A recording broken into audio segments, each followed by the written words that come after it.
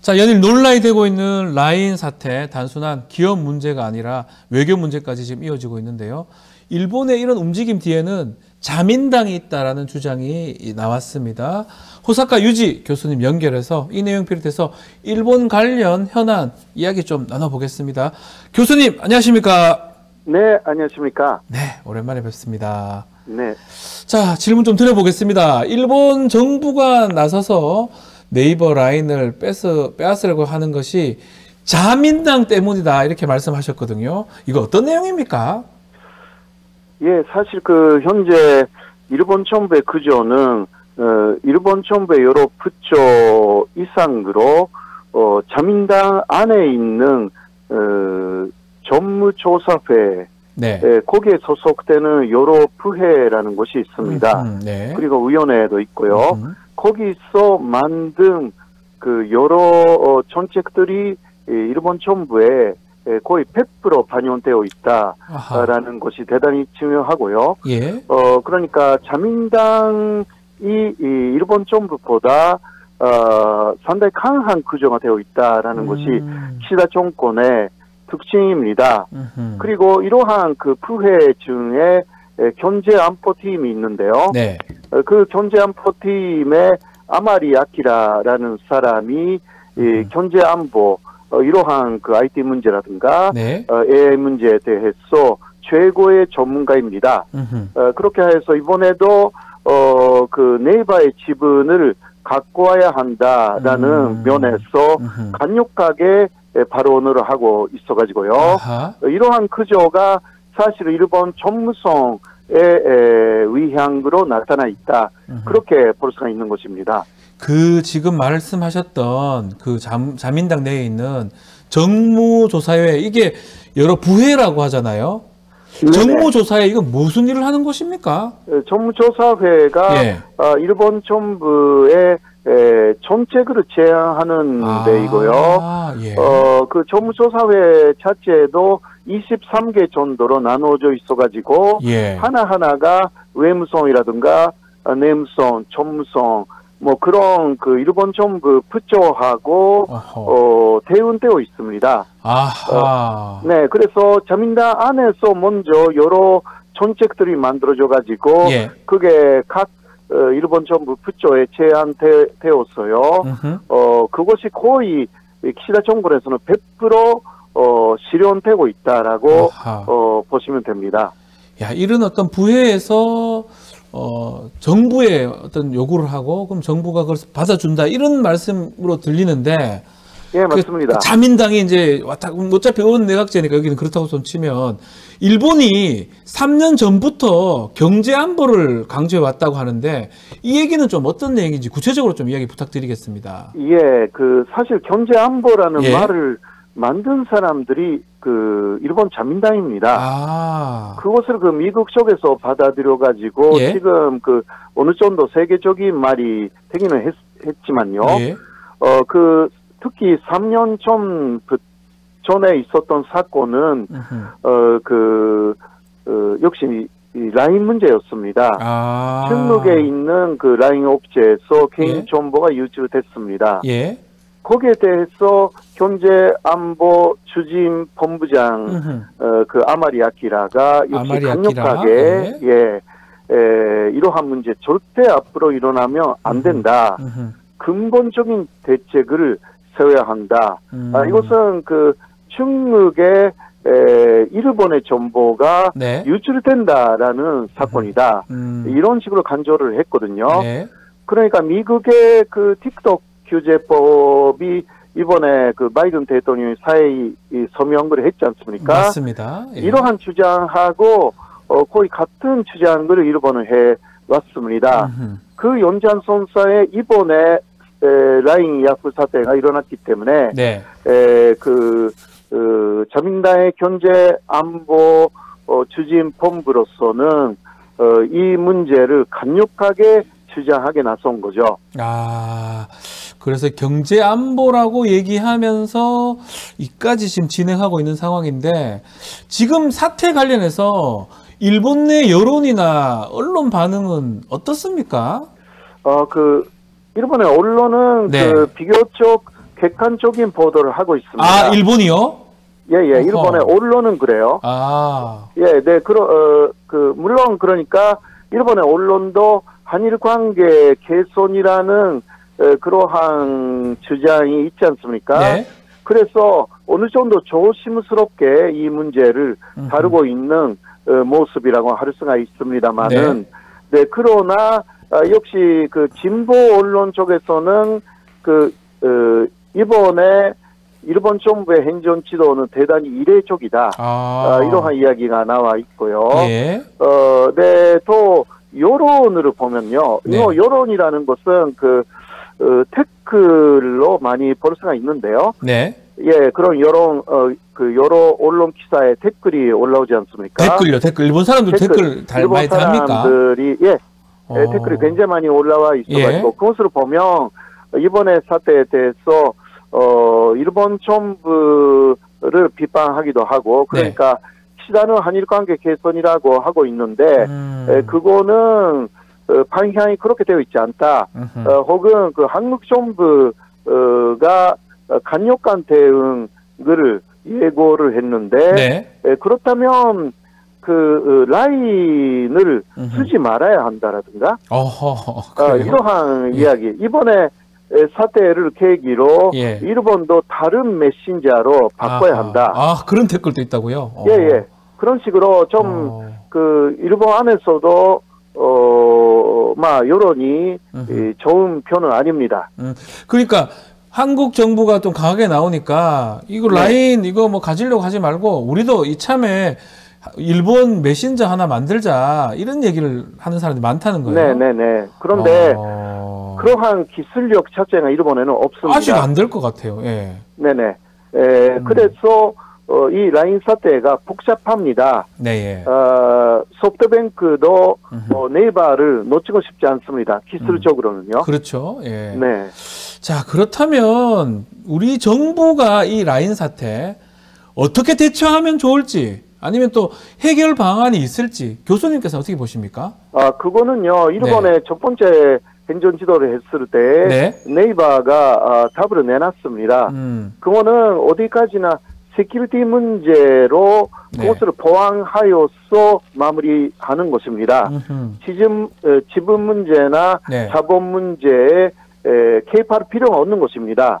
그러니까 보안을 더 철저히 하면 되지 왜 지분 매각이냐 자본까지 얘기를 하느냐 그렇게 해결해야 된다 이 말씀이네요. 예.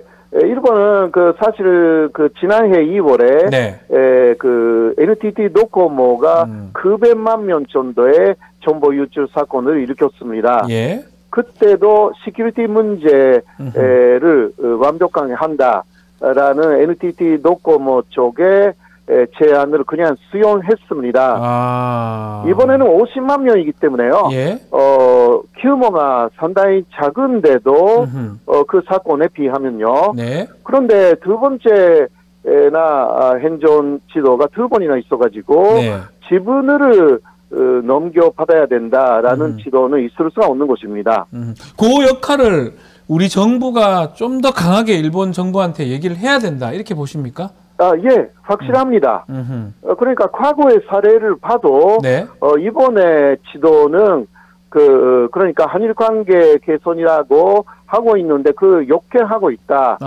그것을 일본 정부가 역행하고 있고 자민당의 자민당의 경제 안보 팀이 역행시키고 있다라는 이야기를 어느 정도 해야 합니다. 공개적으로 하지 않아도요.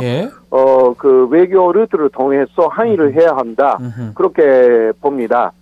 할 수 있다면 뭐 정부한테 자민당 내 여러 부회나 경제안보팀 같은 데서 자꾸 이렇게 하는 거니까 조금 주의를 해달라라고 우리 정부가 직접 요청해도 된다. 그 말씀이네요. 예, 맞습니다. 알겠습니다. 뭐 우리 정부가 좀 그렇게 했으면 좋겠습니다. 사실 잘못하다가 진짜 뭐 지분 매각이 된다 그러면 라인이 일본 기업으로 되는 거잖아요. 경영권을 뺏긴다면 그것도 좀 심각하다고 맞습니다. 봐야 되겠죠? 네, 알겠습니다. 자, 사동호 광산 이야기도 좀 해보겠습니다.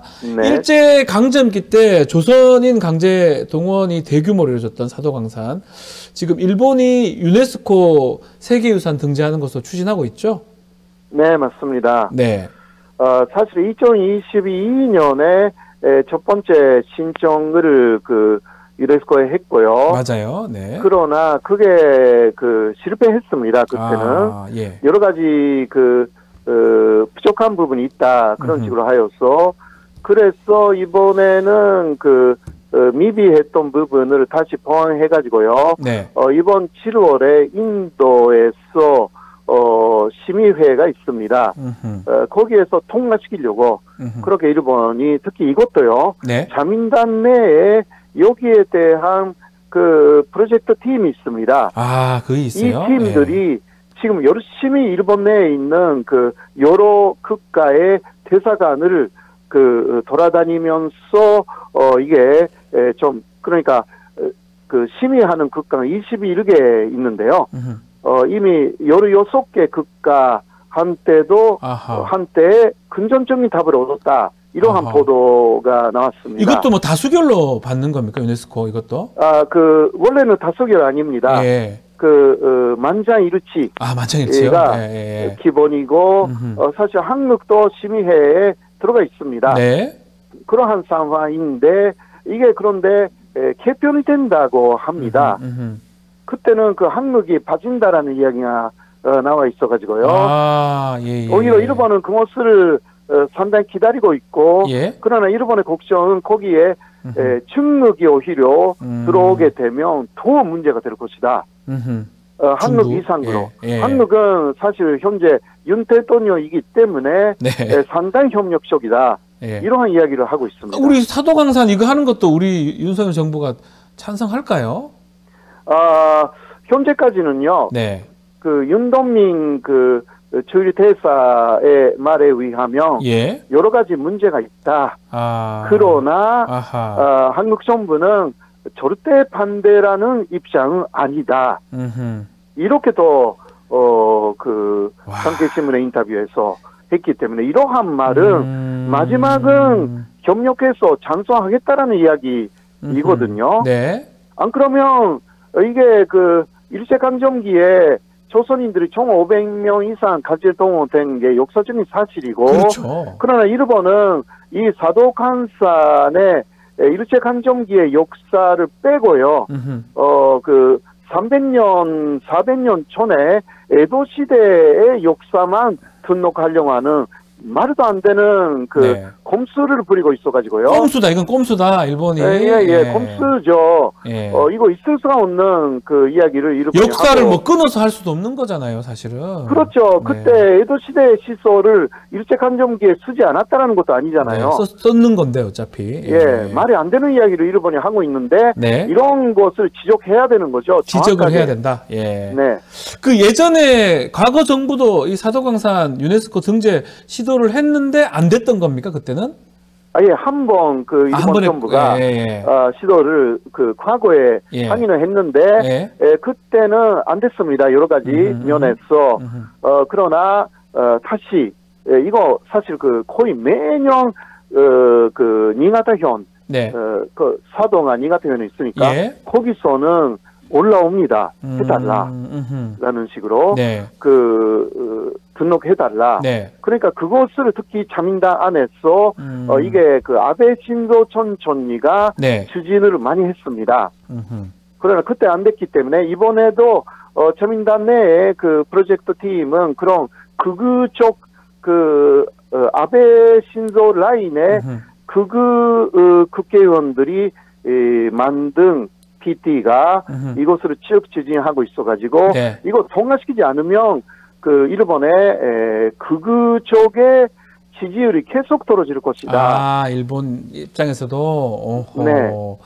그런 식으로 이야기하고 있어요. 산케이 신문에서 2022년 5월 한일 관계 개선에 긍정적인 윤 정부 출범, 이게 적기다, 이 보도했는데 이건 어떤 내용입니까?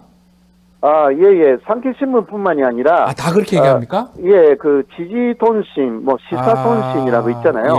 거기서는 이렇게 나와 있어요. 사도간산 문제에 있어서는 여러 가지 어려움이 있지만, 이게 일본 정부 고관의 이야기라고 했어요. 네. 윤석열 대통령하고 함께 모든 것을 극복해 나가야 합니다. 함께 극복한다고요? 윤석열 대통령하고? 예, 예. 우리나라 대통령인데요. 그러니까 예. 한국 쪽에 여러 가지 반발이 있지만 윤석열 대통령하고 함께 일본이 여러 문제를 극복해 나가야 된다. 완전히 윤석열 대통령하고는 예. 모든 그 일본의 네. 요구는 받아들여질 것이다. 아하. 함께 그러니까 극복해야 된다. 함께, 예. 마치 그 일본 정부의 대변인이 윤석열 대통령 그 한국의 예. 대통령으로 취임해 계셔가지고 네. 아주 좋은 그 일본에서 보면 악은이다. 이러한 논조가 나와 있어가지고 깜짝 그 놀랐어요. 저도. 그러니까 일본의 많은 아니 보수적인 그 어떤 언론에서는 윤석열 정부, 윤석열 네. 대통령하고 함께 이런 위기나 뭐를 극복을 해야 된다 이렇게 얘기를 하고 있다는 거잖아요. 예, 예. 지지돈 씨는요. 예. 객관적인 그 포스가 아니에요. 어느 예. 정도 그 진보적인 진보적입니까? 예. 언론입니다. 네. 거기서도 그러한 이야기가 나오는 정도이기 때문에 예. 그 상당히 그 일본 내 보수 진영에서는 윤석열 대통령을 응원해야 되고 네. 또 함께 해야 되고 윤석열 정권 내에 일본의 여러 가지 문제, 독도 문제도 있지 않습니까? 네.